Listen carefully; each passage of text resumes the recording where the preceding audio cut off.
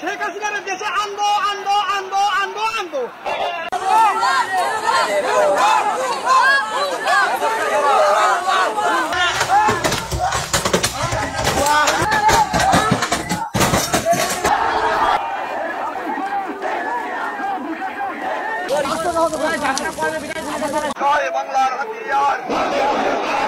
হ্যাঁ, এটাও একটা বাংলাদেশ।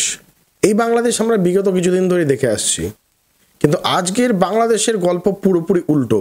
আজকের বাংলাদেশ হচ্ছে গোপালগঞ্জ। গোপালগঞ্জ একটা মডেল হিসাবে বাংলাদেশের সামনে এসছে।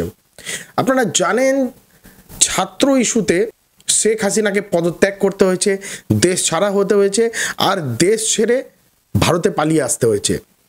আর শেখ হাসিনার দল আওয়ামী লীগের সব নেতা মন্ত্রীদের ধরে ধরে জেলে ঢোকানো হচ্ছে, আর পিটিয়ে এমনকি মেরে ফেলা পর্যন্ত হচ্ছে। তা এখানে গোপালগঞ্জ হয়ে আছে অনন্য উদাহরণ, মানে এক্সট্রা অর্ডিনারি।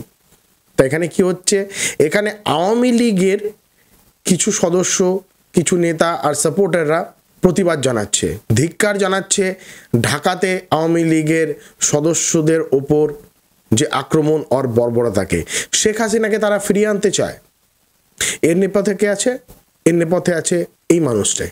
আপনারা যারা আমার এই লাইভ অনুষ্ঠান দেখছেন, শুনছেন, আপনারা সংগঠিত হয়ে, সুসংগঠিত হয়ে ওই যারা আজকে আক্রমণ করছে দেশরত্ন শেখ হাসিনার জন্য আমরা আন্দোলন করব।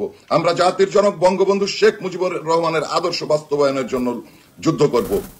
আজম শাহাবুদ্দিন, উনি গোপালগঞ্জ জেলা সম্পাদক, আর আওয়ামী লীগের যে জেলা সম্পাদক হিসাবে উনি ডাক দিয়েছেন যে শেখ হাসিনাকে আমরা ফেরাবো দেশে, আমরা ভোটে জিতবো, আর আমরা আইন অনুযায়ী আন্দোলন করব। তা এখানে কি হয়েছে, এখানে আজকে আন্দোলন করতে গিয়ে সেখানে মিলিটারিদের গাড়ি ভাঙচুর করা হয়েছে, পুড়িয়ে দেওয়া হয়েছে।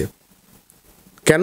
মিলিটারিরা তাদের যে এই জন আন্দোলন, তাদের যে এই রাস্তাতে মিছিল, তারা তাদেরকে আটকে দিচ্ছিল, কারণ সাধারণ অন্যান্য লোকজনদের হয়রানি হতে পারে, আর তারা পথ অবরোধও করেছিল।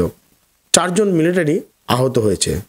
আর গোপালগঞ্জকে মডেল করে আগামী দিনে আওয়ামী লীগের আরও সবাই হয়তো একত্রিত হতে পারে, কারণ ঢাকাতে পুরোপুরি আওয়ামী লীগ প্রায় উঠে গেছে, আর বাকি যে জেলাগুলো আছে ওখানে এখনও এরকমভাবে প্রতিক্রিয়া দেখা যায়নি। তা আওয়ামী লীগের সব সদস্যরা আর সব নেতারা জানে যে নিজেদের বাঁচাতে গেলে, নিজেদের বাঁচতে হলে তাদেরকে এমনভাবে প্রতিবাদ করতেই হবে। আর ঢাকাতে এমন হওয়ার পর বাইরের জেলাগুলোতেও যে আওয়ামী লীগ ধুয়ে মুছে যাবে সেটাও কিন্তু নয়। তাহলে সেটাই দেখার পালা এখন কি হয়। আর মিলিটারিদের উপরেই আক্রমণ, তাদের সেনা জওয়ানের উপরে যে আক্রমণ হয়েছে তার এগেনস্টে যশোর থেকে অলরেডি সেনা গোপালগঞ্জে প্রদক্ষিণ করছে। তা গোপালগঞ্জে কিছু না কিছু হতে চলেছে। আর বাকি যে জেলাগুলো, ওখানেও কি এই আওয়ামী লীগের মডেল হতে পারবে গোপালগঞ্জ? তা তো দেখার বিষয়।